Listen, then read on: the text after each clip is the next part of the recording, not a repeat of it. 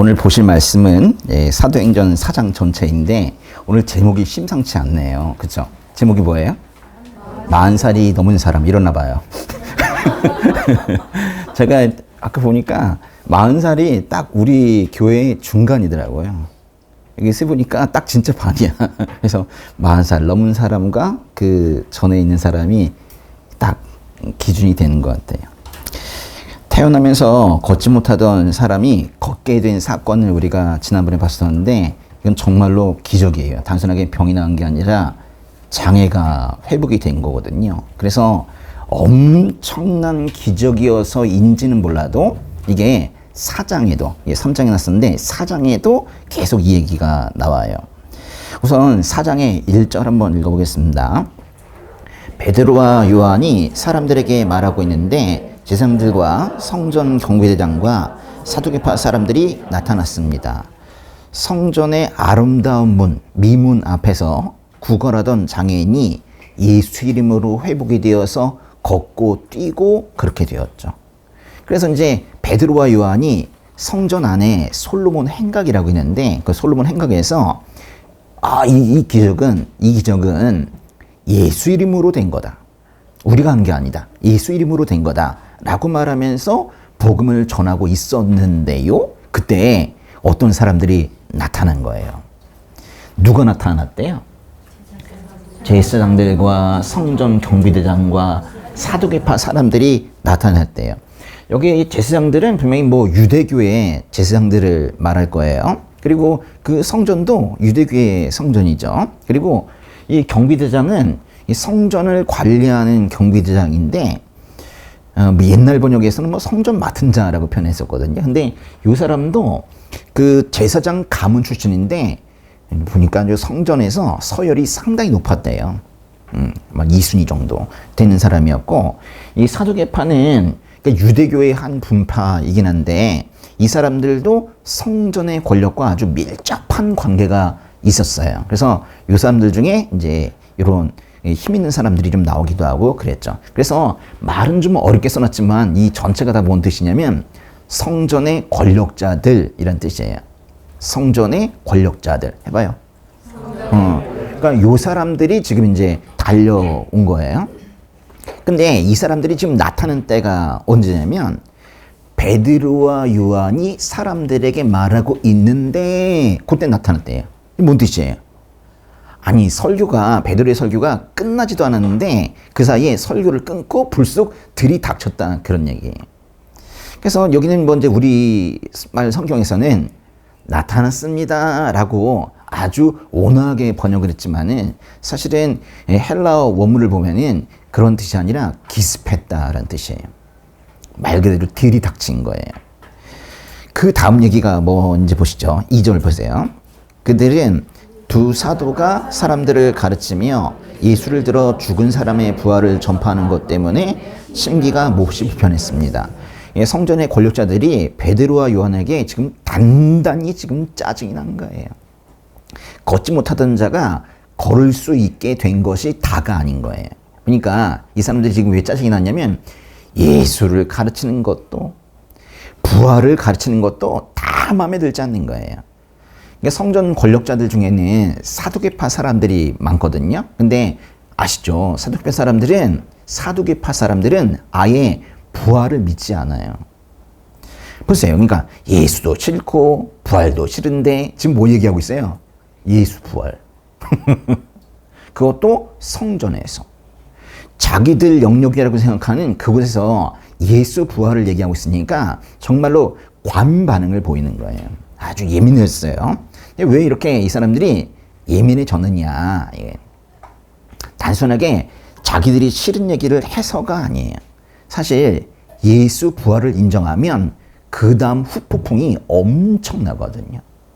예수 부활을 인정하면 하나님께서 예수님을 이 땅에 보내셨다는 것을 인정하게 되는 거예요. 하나님 말고 누가 부활을 시켜요? 그러니까 예수 부활을 인정하면 하나님을 긍정하게 되는 거예요. 또 하나님의 능력을 인정하게 되는 것이고 그 하나님께서 바로 이 예수님을 보내셨다는 그거를 인정하게 되는 거예요. 또 예수 부활을 인정하면 사람의 부활을 인정하게 되는 거거든요. 예수 부활이 사실이면 그 여파가 정말 엄청난 거예요. 그래서 절대 인정 못하겠다 지금 그러고 있는 겁니다. 예수님의 부활을 다르게 얘기하면 사실은 하나님께서 죽음을 이긴 사건이에요. 원래 죽잖아요. 근데 죽지 않는다는 거야. 죽었다가도 다시 살아난다는 거예요. 그리고 성경이 이렇게 말해요. 고린도전서 15장 20절에 보면은 읽어보세요.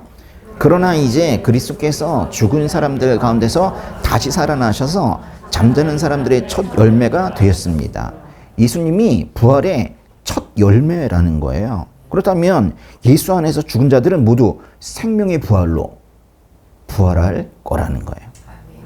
이게 사도신경 우리가 고백하듯이 몸이 다시 사는 거예요. 크리스천들도 사실은 다 육신의 죽음을 경험합니다. 죽잖아요. 그래서 이제 장례식을 치르는데, 그러나 성경에서는 크리스천들의 죽음을 죽는다라고 표현하지 않죠. 뭐라고 말해요? 잔다. 잠이 들었다. 그렇게 표현해요. 그리고 그 육신은 결국 나중에 다시 부활한다. 그러니까 자다가 깨는 거예요.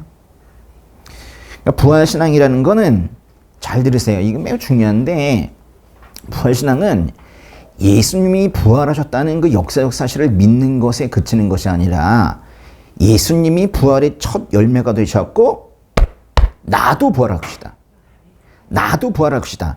거기까지 믿는 것을 우리가 부활신앙이라고 그래요. 근데 못 믿어. 왜냐면 교회에서 가르쳐주지 않는 것이 너무 많은 거예요. 왜냐면 예수 부활까지는 뭐 얘기하는데 나도 부활할 것이다 라는 얘기를 잘 못해요. 왜 그래요? 잘못하면, 이거 성경 해석을 잘못하면 이단 될까 봐. 이건 이제 상당히 조심스러운 얘기거든요. 근데 그래서 사실은 잘 못해요. 주일 설교에서 나도 부활할 것이다 라는 얘기를 잘 못해요. 근데 그건 부활신앙이 아니에요. 예수 부활까지만 얘기하고 나도 부활할 것이다 라는 걸 말하지 않으면, 그리고 그거를 믿지 않으면 그거는 부활신앙이 아니라고 해요. 나도 부활할 것이다, 부활할 것이다 라고 믿는 부활신앙이 참 건강한 신앙이에요. 우리는 건강한 신앙생활을 해야 됩니다. 근데 만약에 그걸 얘기하지 않아서 사람들이 잘 모르고 깨닫지도 못해. 그래서 부활신앙이 없거나 또는 반만 알아서 부족하면 그거는 아픈 신앙인 거예요. 그거는 조금 모르는 정도가 아니라 기독교의 핵심 자체가 사라지는 거예요. 부활 소망을 가진 사람은 보통의 시한부 인생을 사는 그런 인생들의 조급함이 없어요. 어차피 다시 살아날 거잖아. 그리고 눈앞의 문제에 절망하지도 않아요. 왜냐하면 그 시선이 이 앞에 있지 않거든요. 부활한 이후에 저 너머 어딘가에 미래가 있거든요. 상당히 여유로워지는 거예요. 그러니까 삶과 죽음이라는 거에 패러다임이 완전히 달라지는 거거든요. 또 예수님의 부활을 믿는다는 것은 예수님을 부활시키는 하나님의 능력을 믿는 거라고 그랬어요. 그러니까 하나님의 능력이 죽은 자를 다시 살려내시는 능력까지 되니까 기도하는 거예요. 못 하실 게 없는 거예요. 그래서 기도하는 거예요. 그래서 창조와 부활, 이게 하나님의 능력을 나타내는 가장 큰 단어들인데, 이 창조와 부활, 이 두 가지가 있으면은, 그것이 마음속에 깊이 들어와서 믿음으로 자리 잡고 있으면은 사실은 믿음이 고꾸라져도 다시 일어나요. 회복됩니다. 반드시 회복돼요. 근데 오히려 믿음이 좋아 보여도 창조와 부활에 대한 그 신앙이, 그 믿음이, 그것이 공고하지 않으면, 그것이 이 마음속에 꽉 들어차 있지 않으면은 고난이 오면 무너져요. 신앙을 버리게도 되는 겁니다. 그래서 부활과 창조와 부활이 이게 정말 중요한 거예요. 참다운 부활신앙으로 한 차원 높은 삶을 사시는 그런 우리 형제 자매님들 되시기를 주님의 이름으로 축복합니다. 사도행전 4장의 3절 읽어볼게요. 그들은 베드로와 요한을 붙잡았습니다. 그런데 그때가 이미 저녁이었기 때문에 다음날까지 감옥에 가둬놓았습니다. 베드로와 요한이 체포되었네요. 이 체포된 시간이 오후 기도 시간이 훨씬 지난 때거든요. 오후 기도 시간이 3시인데 그거 훨씬 지난 때니까 아마도 뭐 정확한 시간은 나와 있지 않지만 5시나 6시 해가 뉘엿뉘엿 지나갈 때 떨어질 때쯤 그때쯤인 것 같아요. 그러자 이 사람들이 재판은 다음날 하재요. 그리고 이 베드로 요한을 그냥 가둬두재. 밤새 유치해 두재. 그렇게 말하는 거예요. 그래서 어떤 신학자가 그렇게 말했어요. 이거는 성경에 나오는 기독교에 대한 척박해다. 그랬어요. 예, 정말로 그런 것도 같아요. 예, 복음을 전하다가 체포가 됐으니까요. 여태까지 우리는 좋은 단어들 많이 얘기했죠. 승천, 강림, 그렇죠? 그리고 뭐 회심, 기적, 찬양 이런 거 말했는데 이제 처음으로 감옥이란 단어가 등장을 하는 거예요. 성령 받으면 다 되는 줄 알았는데, 다 끝나는 줄 알았는데, 성령께서 나의 삶에 역사하시면 다 끝나는 줄 알았는데 감옥에 있네요. 크리스천의 삶이 그렇다는 거예요. 왜냐하면 세상의 죄악의 시스템은 바뀌지 않았기 때문에 거기에서 살려면 감옥도 있는 거예요. 4절 읽어보겠습니다. 그러나 사도들의 말씀을 들은 많은 사람들이 믿게 됐고 그리하여 믿게 된 남자의 수가 5,000명쯤으로 늘어났습니다. 이 4절에 시작하는 말이 뭐예요? 그러나, 그죠? 그러나로 시작하는 거죠. 사도들은 붙잡혔다는 게 앞에 나오는데 붙잡혔지만 그러나 복음은 붙잡히지 않았다. 뭐 그런 뜻이. 오히려 믿는 사람의 숫자가 늘어났대요. 베드로와 요한은 감옥에 들어갔는데 오히려 밖에서는 더 부흥이 지금 일어나고 있는 거예요. 정말 감옥에 갇혀있던 바울이 디모데에게 보낸 그 편지 내용과 똑같아요. 한번 그거 한번 읽어볼게요. 디모데후서 2장 9절. 그 복음으로 인해 내가 범죄자처럼 사슬에 매기까지 고난을 당할지라도 하나님의 말씀은 매이지 않는다. 이 보세요. 똑같죠, 내용이. 어떤 상황에서도 하나님의 말씀은 매이지 않습니다. 포괄적 차별금지법이라는 게 있죠. 근데 그거가 통과될까봐 그리스도인들이 상당히 노심초사하고 그러고 있어요. 사실 거기 보면 뭐 성적 지향에 대한 그런 얘기가 태반인데 그게 통과되고 나면 이제 사람들이 얘기하죠. 아, 성경 말씀을 제대로 전할 수 없고 이 설교 자리도 안전하지 못할 것이다. 뭐 이렇게 얘기하는 그 불안감은 저도 이해합니다. 그러나 저는 한 가지 믿는 게 있어요. 저는 그런 상황이 오더라도 하나님의 말씀은 매이지 않는다고 믿습니다. 하나님의 말씀은 매이지 않을 거예요. 어떻게든 전파가 됩니다. 베드로와 요한이 감옥에 갇혔어도 심지어 믿게 된 남자의 수가 5,000명쯤으로 늘어났대요. 이건 이제 믿는 사람의 총수가 5,000명이 됐다는 게 아니라 여기 좀 번역이 좀 그런데 5,000명이 더 늘어났다 그런 얘기거든요. 처음에 몇 명 있었어요? 성령 받은 120명 있었거든요. 120명에서 이제 베드로가 설교하고 나서 3,000명이 더 늘어났고 그리고 이제 걷지 못하던 사람이 일어나는 기적을 보고 그것을 설명하는 베드로의 설교를 듣고 5,000명이 더 늘어난 거예요.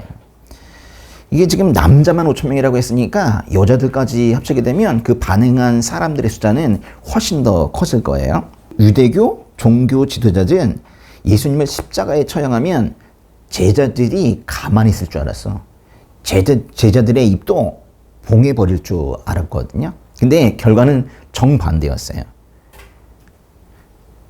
예수님을 십자가에 처형하면 겁이 나서라도 제자들이 입을 다물 줄 알았다고요. 근데 그 사람들이 바라는 거랑은 정반대의 결과가 나왔다고요. 보세요. 베드로가 막 설교하잖아요. 뭐가 달라진 거예요? 베드로가 예전의 베드로가 아닌 거예요. 지금 베드로 안에는 하나님이 있으시거든요. 베드로 안에는 성령께서 내주하시거든요. 그러니까 성령이 내주함으로 베드로에게 담대함이 생긴 거예요. 5절 한번 읽어보겠습니다. 이튿날 통치자들과 장로들과 율법학자들이 예루살렘에 모였습니다. 6절 거기에는 대제사장 안나스가 있었고 가야바, 요한, 알렉산더와 대제사장 가문의 사람들도 있었습니다. 이제 드디어 다음 날이 되었습니다. 이제 재판을 하게 됐네요. 여기 보니까 이제 사람들이 또 다른 사람들이 몰려왔는데 통치자들과 장로들과 율법학자들이 모였대요. 가만히 보니까 이 사람들 예전에 예수님을 죽음으로 내몬 사람들이에요. 이 사람들이 지금 다시 모인 거예요. 지금의 국회와 같은 최고의 종교회의가 열렸는데 이걸 우리가 산헤드린 공회라고 하거든요. 산헤드린 공회 해봐요. 산헤드린 공회라는 게 이게 복음서에도 그렇고 복음서는 없거든요. 사도행전에 보면은 공회라는 말이 나오는데 공회가 바로 산헤드린 공회를 말하는 거예요. 근데 거기에 이제 누가 왔냐면 대제사장 안나스가 있었고 그 집안 사람들이 쭉 있었대요. 근데 안나스 이 사람이 누구냐면 수십 년 동안 대제사장이었지만 현직은 아니요. 전직인데 영향력이 엄청나기 때문에 대제사장의 역할을 그대로 하고 있어요. 그래서 이 사람도 여기에 들어간 거고. 근데 이제 그 당시 현직 대제사장은 누구냐면 여기 나오는 가야바예요. 이 사람이 현직입니다. 이 안나스가 전직, 이 사람이 현직 그래요. 그리고 그 다음에 가야바 다음에 나중에 대제사장이 될 사람이 여기 나오는 요한이에요. 요한. 그리고 알렉산더 이 사람은 몰라요. 누군지 모르겠어요. 제사장은 여러 명인데 대제사장은 원래 한 명이죠. 제사장은 여러 명일 수 있어도 대제사장은 한 명뿐이라고 해요. 근데 안나스가 전직 대제사장이지만은 대제사장처럼 활동하고 있었기 때문에 성경에 보면 대제사장들이라고 복수의 표현이 무지하게 많이 나와요. 그 중에 하나만 읽어볼게요. 마태복음 27장 41절 보세요. 대제사장들과 율법학자들과 장로들도 마찬가지로 예수님을 조롱하며. 예수님이 겟세마네 동산에서 체포됐을 때에도 제일 먼저 신문을 받으러 간 게 누구냐면 대제사장 안나스의 집이었거든요. 그거 한번 읽어볼게요. 요한복음 18장 13절. 먼저 그의 대제사장 가야바의 장인인 안나스에게로 끌고 갔습니다. 안나스가 가야바의 장인이군요. 그러니까 가야바가 안나스의 사위네요.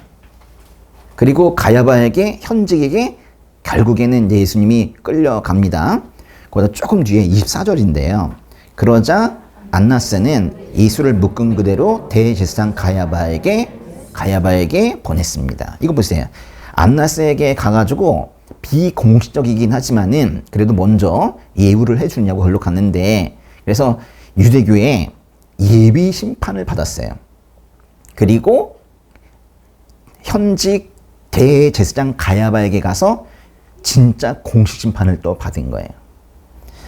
아무튼 딱 보니까 예전에 예수님을 신문하고 처형을 했던 그 사람들이 지금 이제는 예수님의 제자들을 신문하고 있는 거예요. 옛날에 예수님을 죽였던 그 놈들이 지금 베드로와 요한을 재판하고 있는 겁니다.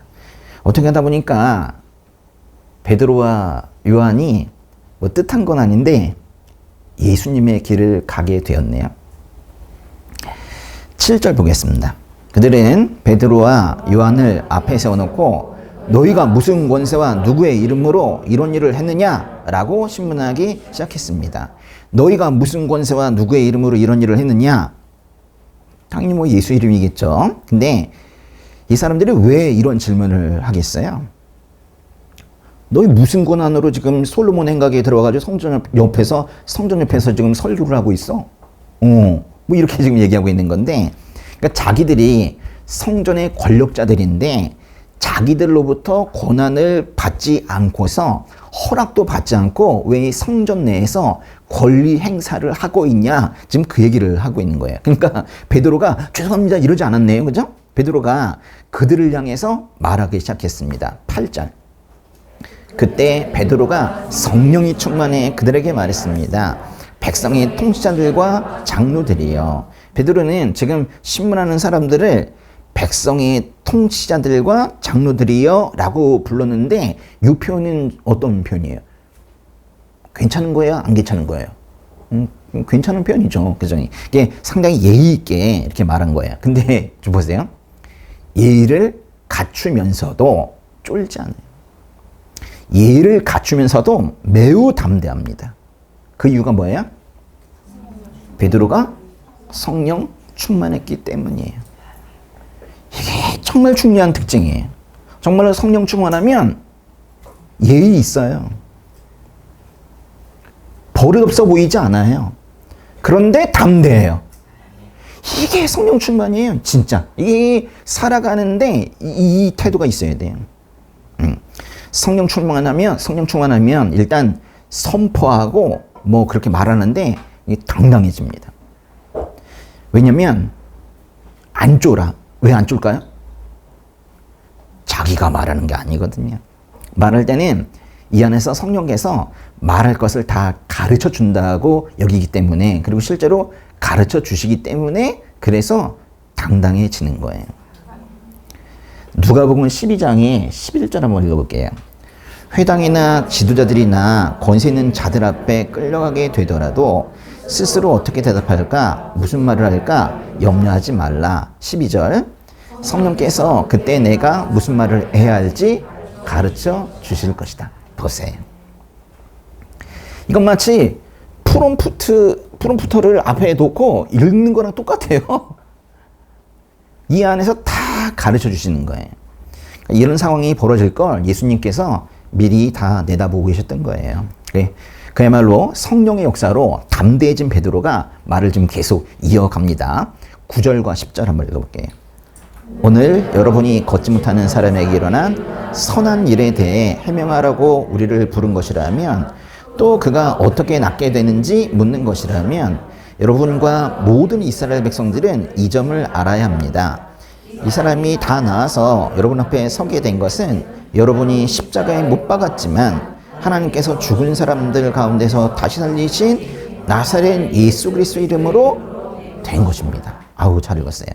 베드로는 지금 걷지 못하던 사람이 걷게 된 거를 이렇게 말해요. 선한 일.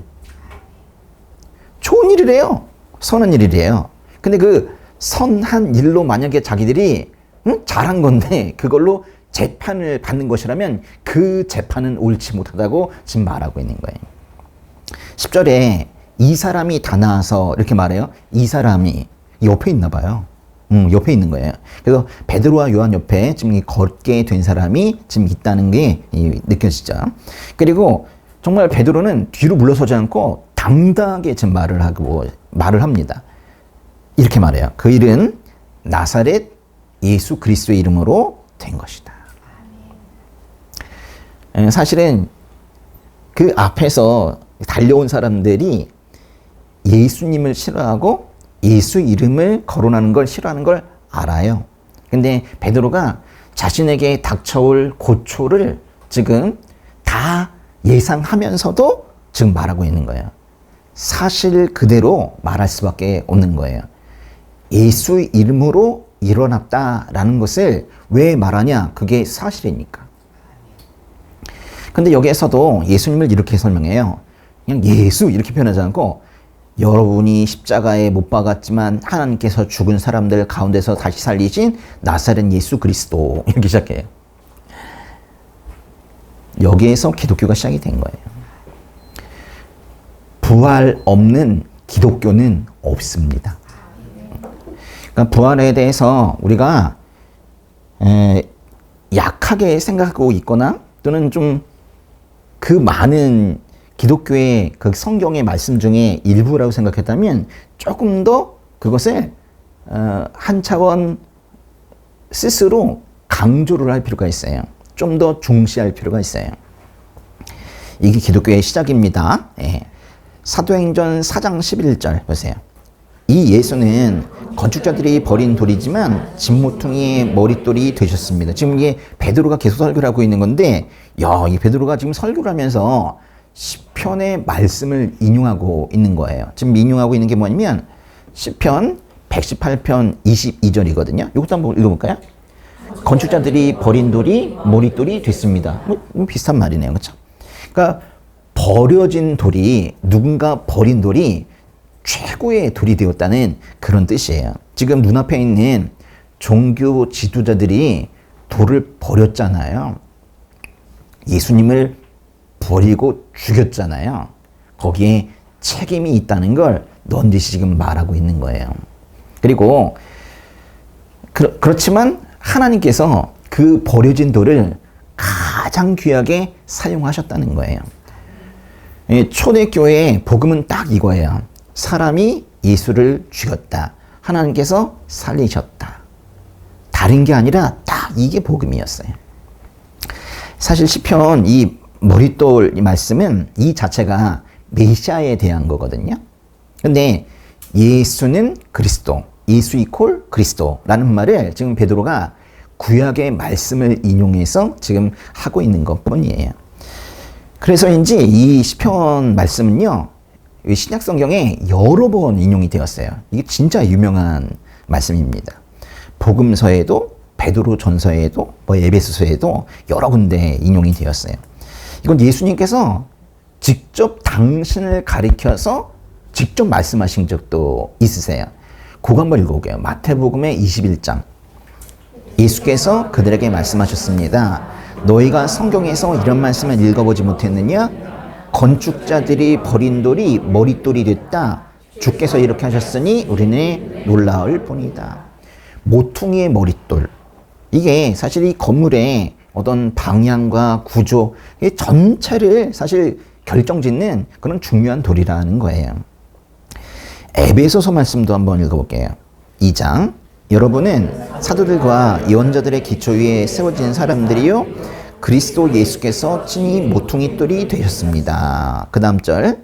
그리스도 안에서 건물 전체가 서로 연결돼 주 안에서 함께 자라 거룩한 성전이 됩니다. 이건 우리가 이제 이 말씀은 본 적도 있어요. 그렇죠? 22절. 여러분도 성령 안에서 하나님께서 거하실 처소가 되기 위해 그리스도 안에서 함께 세워져 가고 있습니다. 우리는 그리스도 안에서 서로 연결되어 있습니다. 믿으세요? 네. 같은 영으로 연결이 되어 있는 거예요. 그리고 그래서 주 안에서 함께 자랍니다. 그리스도 안에서 함께 성장합니다. 그래서 우리 모두를 다 뭐라고 하냐면 성전이라고 하는 거예요. 우리 각자가 성전이고 이렇게 모인 여기에 모인 우리도 다 성전인 거예요. 그리고 이 모퉁이돌 되시는 분이 머리 되시는 분이 바로 예수님이신 거예요. 성경에서는 예수님을 교회의 머리라고도 말하고 교회 성전의 모퉁이돌, 모퉁이의 머릿돌, 모퉁이 머릿돌 그렇게 말하기도 해요. 제가 바라기로는 여러분 삶에 예수님이 모퉁이돌 되시기를 바랍니다. 모퉁이돌이 되셔서 여러분의 삶이 온통 예수이길 바라요. 그래서 예수로 가득 차서 삶의 방향이 예수에 의해서 결정이 되는 그런 삶을 사시길 바라요. 예수님의 십자가를 가슴에 품고 예수님을 닮아가면서 살고 말을 해도 예수님이 생각나고 선택을 해도 예수님처럼 하고 예수님과 함께 사는 그 미래를 소망하는 그 마음이 점점 커지기를 주님의 이름으로 축복합니다. 사도행전 4장의 12절 한번 읽어볼게요. 예수 외에 다른 어느 누구에게서도 구원을 받을 수 없습니다. 하나님께서는 하늘에 우리가 구원받을 만한 다른 이름을 우리에게 주신 일이 없기 때문입니다. 아까 그 예배 전에 수영 집사님 기도할 때도 이 말씀을 하시던데요. 이게 바로 베드로 설교의 결론이에요. 네. 예수는 구원을 위한 유일한 이름이다 라는 거예요. 베드로에게는 예수가 구원으로 가는 유일한 길이래요. 물론 우리에게도 그렇죠.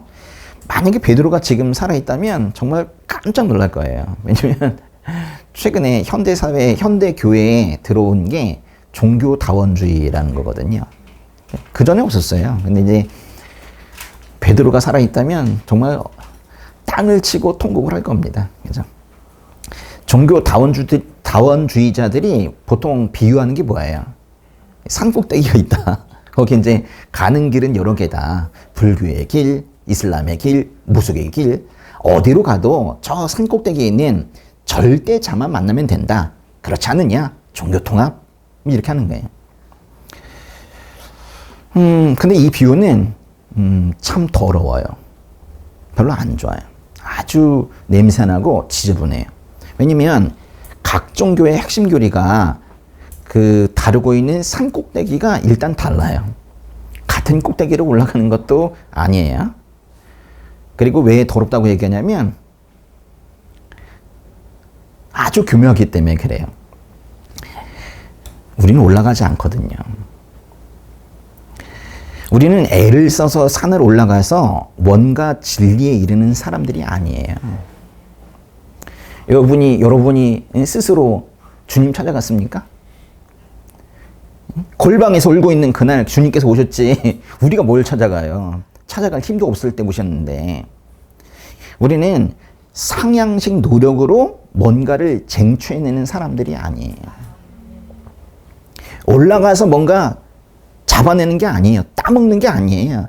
우리의 노력으로 하나님의 진리를 깨닫는 그런 철학이 아니란 말이에요. 세상의 다른 종교들과 그리고 기독교 내에 들어온 거짓 가르침이 이 짓을 하고 있는 거예요. 상향식 노력. 뭔가 사람들이 깨우치고 그래가지고 거기에 올라가면은 된다는 거예요. 그러니까 사람들이 얼마나 좋아.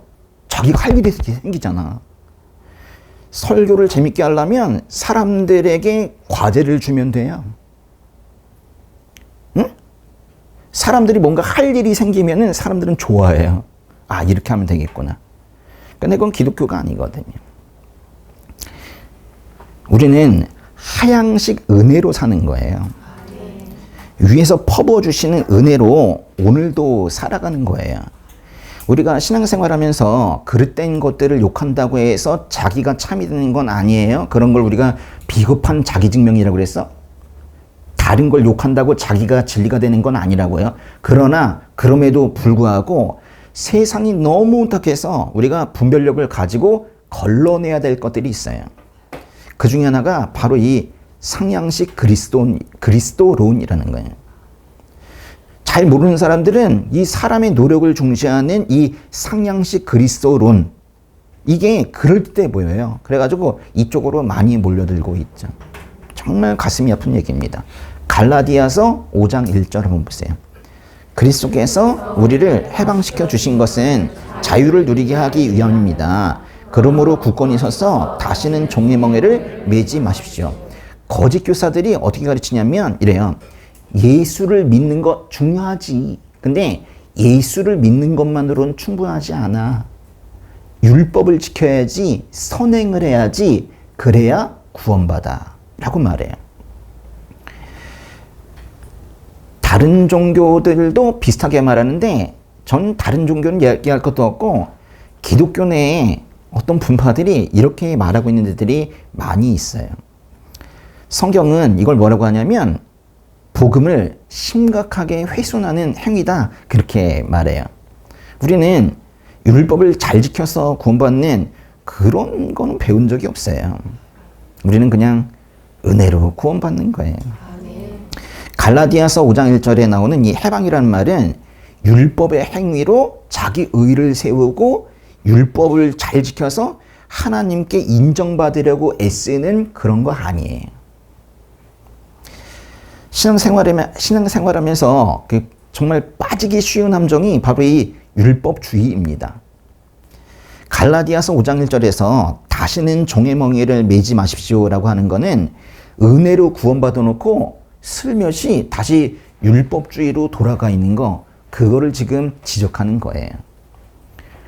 처음에는 아무것도 몰라서 오히려 괜찮았어. 주님 감사합니다. 주님 감사합니다. 이러면서 이제 구원받아 놓고는 머리가 좀 커졌다고 성경 좀 읽었다고 다시 율법주의로 돌아가는 거예요. 그래가지고 뭔가 자기가 깨달아가지고 하나님께 이를 수 있는 것처럼. 주님의 공로로 구원받아 놓고 왜 다시 상향식 그리스도론으로 빠져서 사람이 애를 써서 구원을 쟁취하려고 하는 거냐는 거예요. 마치 탄광 안에서 두두두두 하면서 구원을 캐내는 것처럼 지 노력으로 막 캐내는 거예요. 아주 골치 아픈 거예요. 사실 사람이 노력해서 율법을 완성해서 의에 이르고 사람이 노력해서 진리이신 예수님께 이르는 것은 그거는 복음도 아니지만은 사실 가능하지도 않습니다. 그건 안 되는 거예요. 안 되니까 하나님께서 다른 방식을 주신 거거든요. 우리가 뭐래요? 우리는 그저 저 위에서 내려오는 은혜를 받아서 살고 저 위에서 내려오는 계시를 받아서 지혜를 쌓아가는 그런 삶을 사는 거예요. 안 가르쳐 주시면 몰라요. 하나님께서는 우리에게 이제 머리를 주셨는데 이 머리를 주신 이유가 뭐 똑똑한 척 하라고 주신 게 아니란 말이에요. 이게 왜 주신 것 같아요? 판단하라고. 어떤 판단만 하면 되냐면 아주 뭐 고급스러운 뭐 어려운 판단하라는 게 아니라 이 머리를 우리에게 주신 이유는 이 속에 있는 성령 하나님을 바라보라는 판단을 하라고 주신 거예요.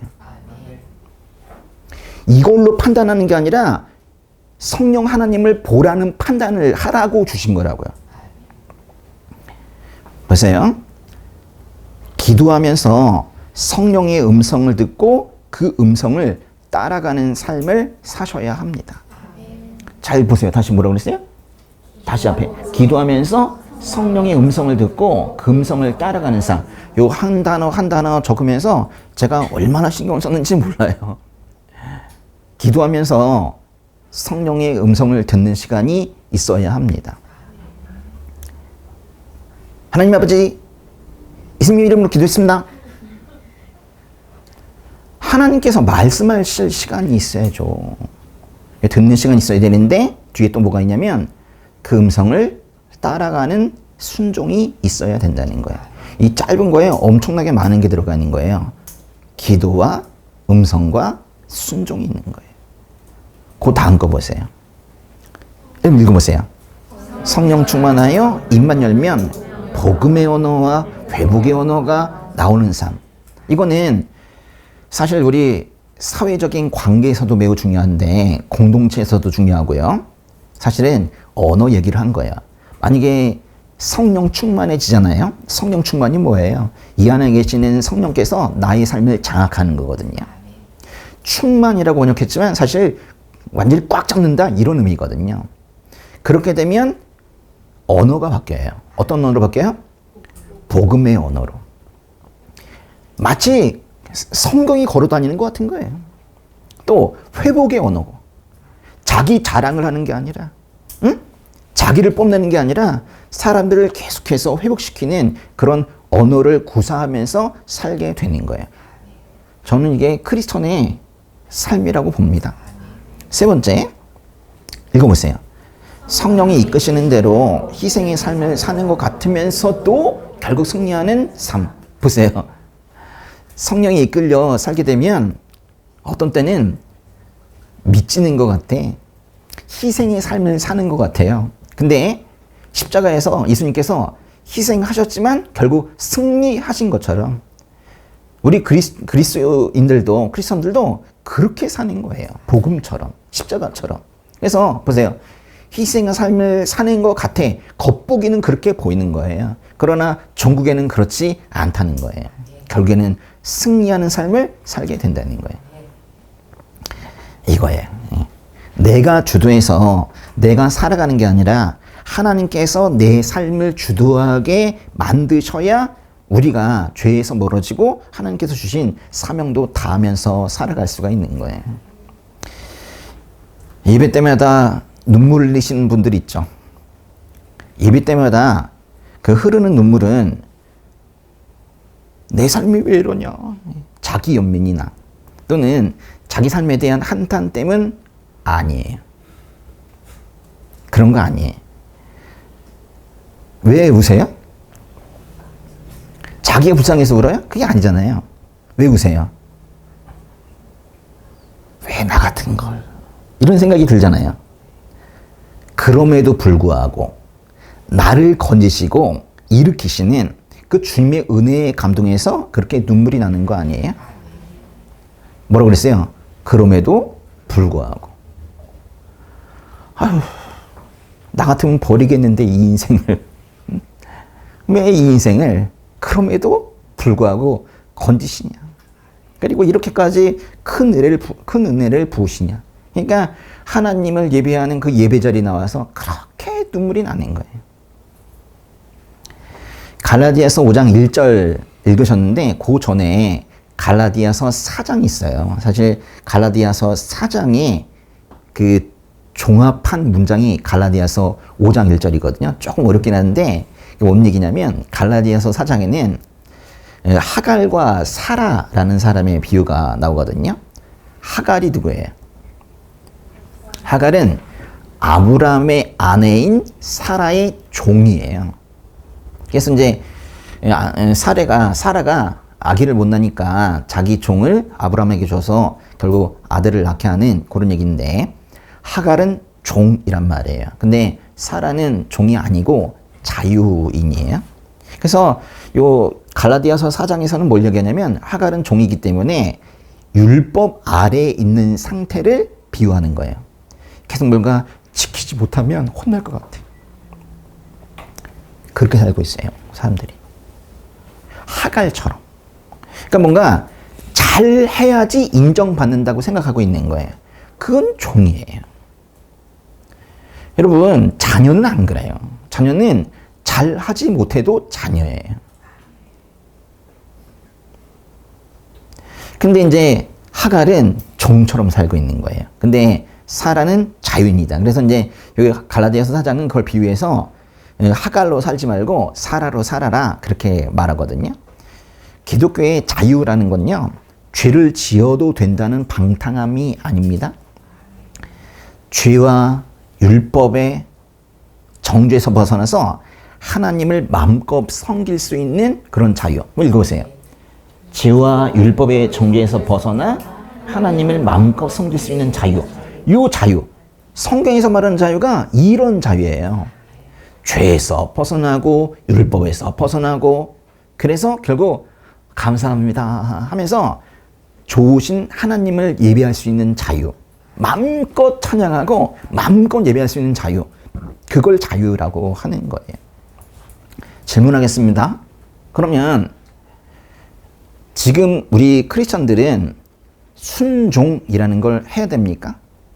순종해야 됩니까? 순종해야죠. 근데 여기 이제 미묘한 문제점이 하나가 있어요. 뭐가 있냐면, 하나님께 인정받기 위해서 순종하는 거 안 돼요. 내가 이걸 하면은 하나님께서 이쁘다고 하시겠지? 복 주시겠지? 안 돼요. 그거는 복음도 아니고 아무것도 아니에요. 그건 지 생각이에요, 지 생각. 우리는 이미 그리스도 안에서 하나님의 자녀가 되었죠? 맞습니까? 어떻게 하나님의 자녀가 되었어요? 우리가 양자 영을 받았다고 그랬어요? 그러니까 예수님의 형제 자매가 되어서 하나님의 아들, 딸들이 된 거예요.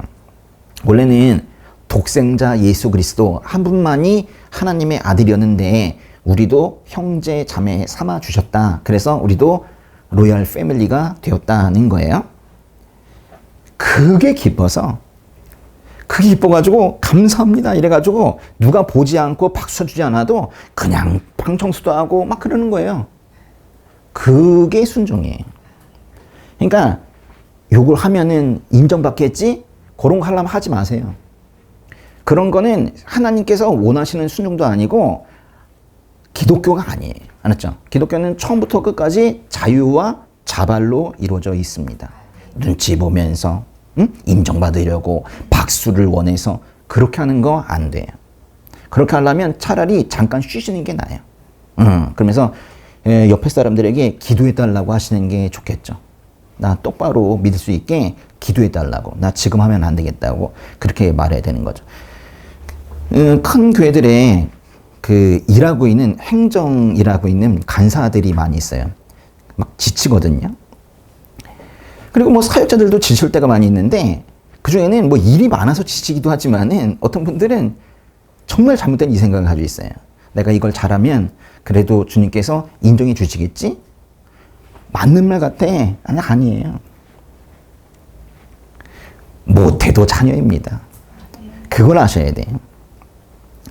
그러니까 이 차이를 만약에 모르잖아요? 그러면 교회 다니면서도 계속 종의 멍에를 쓰고 살게 되어 있는 거예요. 우리는 자녀이지 종이 아니란 말이에요. 하여튼 세상에 가장 큰 거짓말이 잘이라는 단어예요. 잘. 잘해야 인정받고 잘해야 쫓겨나지 않는다. 아니에요. 못해도 돼요. 물론 우리가 경계해야 될 것으로는 이 상냥식 그리스도론뿐만이 아니라 뭐 해방신학이라는 거 있거든요. 해방신학이라는 것도 있어요. 또 뭐 기독사회주의라는 것도 있고 그런데 이게 다 사실 상냥식 그리스도론에서 나온 거예요. 뭔가 우리가 올라가가지고 그래서 진리를 쟁취해내는 것처럼 그렇게 하는 거 아주 잘 티가 안 나면서도 사람들을 많이 홀려가고 있는 그런 기독교 내의 아주 큰 곰팡이 중에 하나입니다. 정말 저는 너무 가슴이 아프고 그래요. 그러다 보니까 기쁨이 없어. 왜냐면 자기가 뭘 해야지 인정받고 만약에 잘못하잖아요? 엄청난 수렁에 빠져요. 나 같은 게 뭐 이러면서. 그게 죄를 지어서 찔림이 있는 거와는 좀 달라요. 자녀는요, 죄를 지어서 찔림이 있으면서도 자기가 버림받지 않을 거라는 걸 알아요. 근데 종은요, 걸리면 쫓겨난다고 생각해. 그거 차이가 있는 거예요. 비슷해 보여요. 그래서 사람들이 구분을 잘 못하는 거예요. 그런 거예요. 상냥식 그리스도론 이런 건요. 사실 사람이 만들어낸 사상일 뿐이고 그거는 영적인 힘도 없어요. 제대로 알아야 영적인 힘도 있는 거예요. 사람의 능력과 노력으로 구원을 이루어 보겠다는 생각 잘못되었습니다. 또 사람의 열심으로 세상을 바꾸겠다는 생각, 또 선행 포인트를 많이 쌓아서 천국에 가겠다는 생각, 그 헛된 것들, 헛된 노력들을 다 멈추시고 오직 하늘로부터 내려오는 하나님의 은혜를 구하는 우리 성도님들 되시기를 주님의 이름으로 축복합니다. 13절 읽어볼게요. 그들은 베드로와 요한이 아무런 교육도 받지 않은 평범한 사람인 줄 알았는데 그렇듯 용기 있게 말하는 것을 보고 놀라지 않을 수 없었습니다. 그러고는 비로소 그들이 과거에 예수와 내내 함께 있던 사람인 줄 알게 됐습니다. 그들은 베드로와 요한이 정식 랍비 교육을 받은 사람도 아닌데 사내들인 공회 그 대단한 사람들 앞에서 성경 말씀을 인용하고 담대하게 설교를 하고 그런 걸 보면서 깜짝 놀란 거예요. 저 사람 어부 아니었어? 어떻게 저렇게 말을 하지? 뭐 그러는 거예요. 그리고는 비로소 그들이 보세요. 과거에 예수와 내내 함께 있던 사람인 줄 알게 됐습니다. 이 말을 해요. 이게 뭐죠? 이건요, 요 제자들을 뭐 예수님과 함께 싸잡아서 죄인으로 취급하려는 거 그런 얘기가 아니에요. 물론 사람의 의도는 그거였을지 모르지만은 성경이 이 구절을 우리에게 주는 이유는 주님과 내내 함께 있는 사람은 반드시 뭐예요? 변화한다는 걸 가르쳐 주려고 주신 거예요. 그럴 수도 있다는 게 아니라 반드시 그렇게 된다는 거예요. 정말 좋은 말은 이거 같아요. 내내, 그죠? 함께 있는데 그게 지속성이 있어야 돼요. 내내 함께 있는 사람은 반드시 변화한다는 거예요. 요한복음 15장 4절에 참 우리 좋아하는 말씀이 있죠. 한번 읽어볼까요? 내 안에 머물러 있으라. 그러면 나도 너희 안에 머물러 있을 것이다. 가지가 포도나무에 붙어 있지 않으면 스스로 열매를 맺지 못하는 것처럼 너희도 내 안에 있지 않으면 열매를 맺을 수 없다. 당절 나는 포도나무요 너희는 가지다. 그가 내 안에 있고 내가 그 안에 있으면 그 사람은 많은 열매를 맺는다. 나를 떠나서는 너희가 아무것도 할 수 없다. 아멘이죠. 네. 말씀대로 우리는 주님을 떠나서는 아무것도 할 수가 없습니다. 늘 예수님과 함께 있는, 함께 사는 아름다운 그런 삶 사시기를 주님의 이름으로 축복합니다. 14절 볼게요. 게다가 병이 난 사람이 두 사도 곁에 서 있는 것을 보니 더 이상 할 말이 없었습니다. 사실 병이 난 게 아니죠. 장애가 회복이 된 거예요. 병이야 나을 수 있죠. 근데 안 되는 게 된 거예요, 지금. 베드로와 요한 옆에 정말 병이 나은 사람이 서 있었습니다. 이게 지금 뭐냐면 베드로와 요한 옆에 한 사람이 서 있는데 지금 누가 서 있는 거냐면 삶이 변화된 사람이 서 있는 거예요. 바뀐 사람. 예수 이름을 설명하는데 이 삶이 변화된 사람, 이 사람보다 더 확실한 증거는 없는 거예요. 봐. 변했잖아. 예수 이름이라는 걸 갖다가 신학적으로 그걸 뭐 언어로 표현하려고 하기보다 봐라. 이 사람 봐라. 뭐 이렇게 얘기하는 거. 요 사람이 가장 큰 증거가 되는 거예요. 요런 사람 같은 사람이죠. 이 병이 나은, 장애가 회복된 사람 같은 이런 사람이 여러분이 돼야 된다고. 그러니까 주변에서 야, 저 왜 이렇게 변한 거야? 이런 얘기를 들어야 돼요. 우리의 변화된 삶이 그것 자체가 증거가 되어서 사람들이 교회로 몰려와서 다시 이 땅에도 부흥의 물결이 일어나길 주님의 이름으로 축복합니다. 네. 15절 볼게요.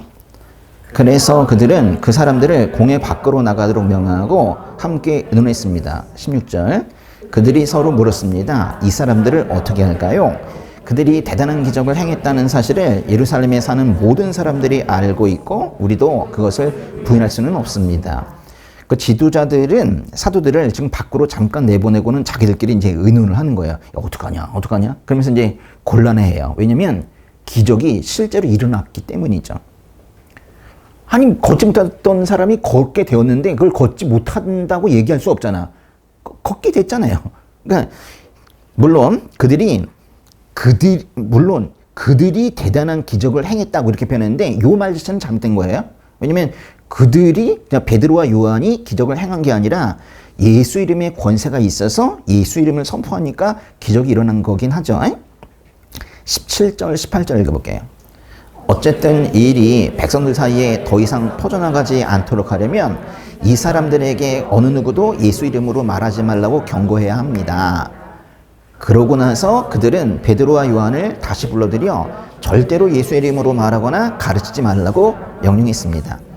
이 말씀에는요, 당시에 종교 지도자들의 두려움이 드러나 있어요.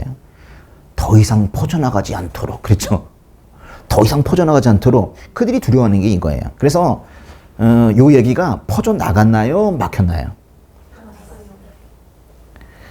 그들의 바람과는 달리 이 사건이 있고 지금 2000년 정도가 지난 지금에 우리도 지금 이 사건을 말씀을 보고 읽고 있잖아요. 엄청 유명한 스토리가 됐잖아요. 그들은 예수 이름으로 사람이 일어나고 변화되는 그 스토리가 더 이상 퍼져나가지 않기를 바랬는지 몰라도 이 사건은 널리 퍼져서 지금 우리에게까지 이르는 거예요. 어쩔 수 없이 공회는 다시 베드로와 요한을 불러서 다시는 예수의 이름으로 말하거나 가르치지 말라고 엄포를 놓고 그리고 풀어줬어요. 그러니까 이 사람들이 자신들도 모르게 예수 이름으로 말하는 거 하지 마. 예수 이름으로 말하면 안 돼. 하면서 예수 이름으로 말하는 것 자체가 얼마나 큰 권세가 있는 일인지를 사실 자기들도 모르게 실토하게 된 거예요. 근데 베드로와 요한이 그 얘기를 듣고 뭐라고 대답하나 보세요. 19절. 그러나 베드로와 요한이 대답했습니다. 하나님의 말씀보다 당신들의 말에 순종하는 것이 하나님 보시기에 옳은지 스스로 판단해 보십시오. 다음 절. 우리는 보고 들은 것을 말하지 않을 수 없습니다. 이 말씀은 크리스천들이 이 권위에 대해서 어떠한 태도를 취해야 되는지 제대로 알려주고 있는 것 같아요. 성경은 기본적으로 정부와 권위에 순종하라고 말하고 있습니다. 싫든 좋든 순종하는 것이 원칙이에요. 로마서 13장 1절 보세요. 각 사람은 위에 있는 권세들에 복종하십시오. 무슨 권세든 하나님께로부터 오지 않은 것이 없고 이미 있는 권세는 다 하나님께서 세우신 것입니다. 그러나 그 권위가 하나님 말씀과 만약에 충돌하게 된다면 당연히 하나님 말씀이 우선됩니다. 기도하지 말라는 아주 어처구니 없는 명령을 받은 사람이 있었어요. 다니엘이라고. 다니엘 맞죠? 저 친구 이름이 다니엘이에요. 네. 기도하지 말라는 다리오 왕의 명령에 불구하고 하나님께 기도드리면서 감사 기도를 올려드렸던 다니엘처럼, 또 산에 드린 공회에서 담대하게 하나님의 말씀이 더 우선이라고 말했던 이 베드로와 요한처럼 우리도 그렇게 살아야 됩니다. 근데 베드로와 요한이 또 이렇게도 말해요. 우리는 보고 들은 것을 말하지 않을 수 없습니다. 그래요. 그들이 예수님으로부터 들었던 게 뭐예요? 뭐 말씀이겠죠. 그리고 그들이 보았던 게 뭐예요? 온갖 기적들, 십자가 죽음, 그리고 예수님의 부활, 승천, 그리고 사람들에게 성령이 내려오는 거, 이런 거를 다 봤는데 도저히 이거는 말하지 않을 수가 없다는 거예요. 세상이 허락을 하면 복음을 전하는 게 아니에요. 복음 전해도 되는 세상이 되어서 복음을 전하는 게 아니에요.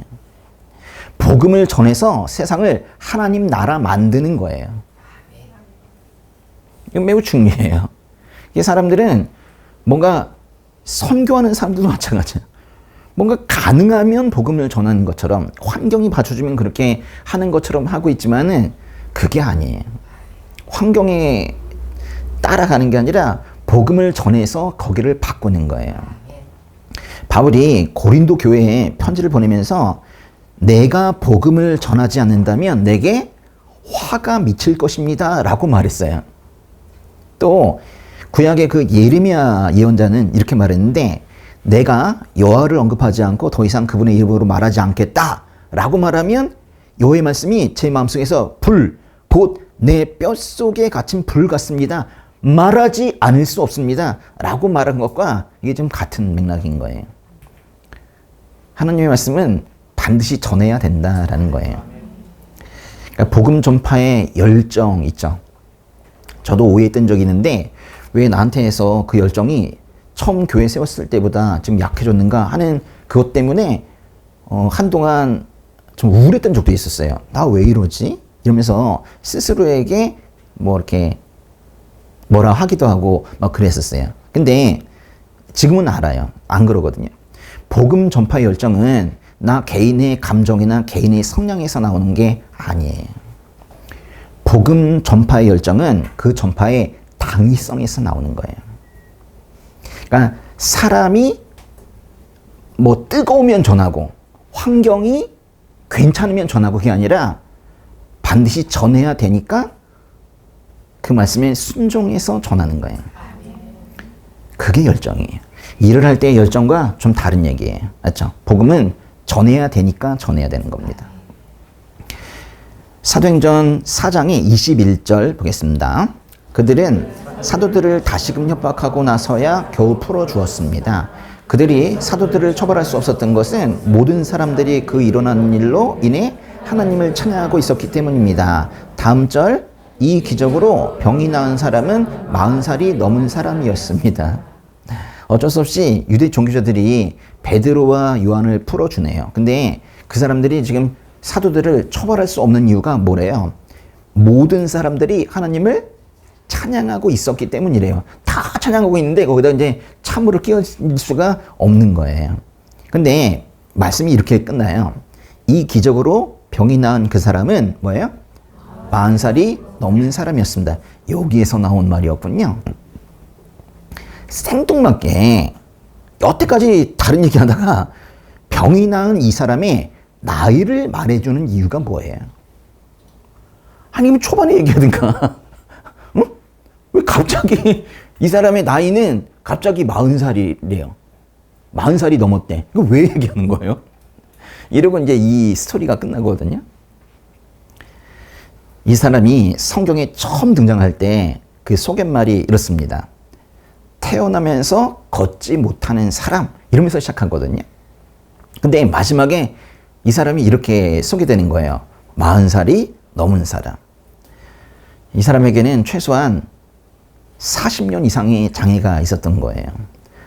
한 번도 걷지 못했다고 그랬어요? 걷다가 사고 난 것도 아니고 태어나면서 걷지 못하던 사람이었다고 해요. 근데 이 사람은 40살이 넘어서 다시 태어난 거예요. 예수님과 니고데모가 나눈 대화가 있거든요. 요한복음에 있는데 꼭 잠깐 볼게요. 예수께서 그에게 이렇게 말씀하셨습니다. 내가 진실로 진실로 내게 말한다. 누구든지 다시 태어나지 않으면 하나님 나라를 볼 수 없다. 그랬어요. 그러니까 이 사람은 처음에 태어났는데요. 장애가 있어서 슬픈 것보다 더 슬픈 건 사실 이 사람은 그동안 영이 죽어 있었어요. 그러다가 지금 40살이 넘어서 다시 태어나게 된 거예요. 예수 이름으로 일어나고 하나님을 찬양하면서 이제 다시 태어나게 된 거예요. 그런데 성경이 이 사람의 나이를 밝히는 또 중요한 이유가 하나 더 있어요. 사실은 40년. 너무 오래된 거예요. 인간적으로 보기에는 너무 오래됐고 불가능해 보이는 문제도 지금 예수 그리스도의 능력 앞에서는 불가능하지 않다는 걸 말해주려는 거거든요. 그 성경에 보면 어떤 아버지가 귀신 들린 아이를 데리고 와서 예수님께 이렇게 말해요. 어떻게든 하실 수 있다면 제발 우리를 불쌍히 여기시고 도와주십시오. 이렇게 말해요. 그때 예수님께서 뭐라고 하세요? 그 다음 절 읽어보세요. 하실 수 있다면이 무슨 말이냐? 믿는 사람에게는 모든 일이 가능하다. 너무 좋은 말씀이니까 다시 한번 읽어보겠습니다. 하실 수 있다면이 무슨 말이냐? 믿는 사람에게는 모든 일이 가능하다. 하실 수 있다면 이라는 말은 절대로 겸손한 말이 아니에요. 그거는 하나님의 능력을 자기 깜냥으로 제한하는 그런 사람의 한계를 드러내는 것 뿐이에요. 예레미야서도 말씀해 보세요. 보아라, 나는 모든 육체의 하나님 여호와다. 내게 너무 어려워서 못할 일이 있느냐?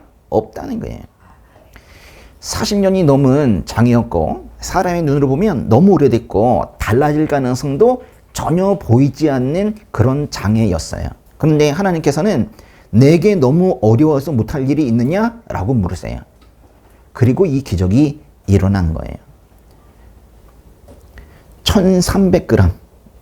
좀 머리가 커도 1400g 밖에 안 되는 이 사람의 뇌로 뭐든지 다 아는 것처럼 그렇게 단정하지 말고 겸손히 주님 앞에 무릎 꿇고 주님의 도움을 구하시기 바랍니다.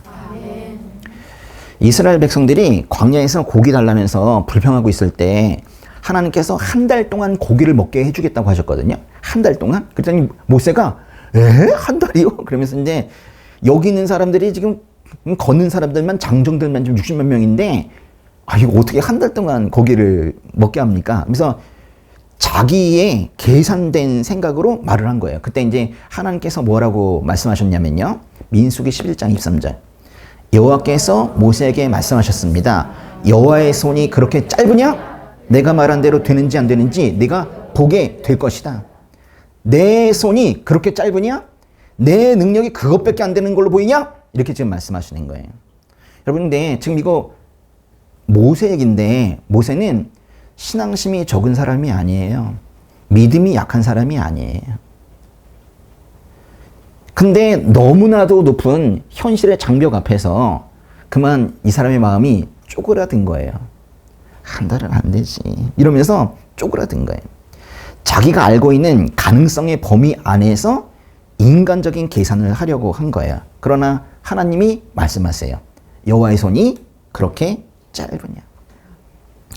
40년 이상 쪼그리고 앉아있던 사람의 발목에 힘이 들어가서 일어난 것처럼 우리의 계산 속에서 안 되는 것으로 분류된 일들을 지금 다시 주님의 제단에 올려놓으시기 바랍니다.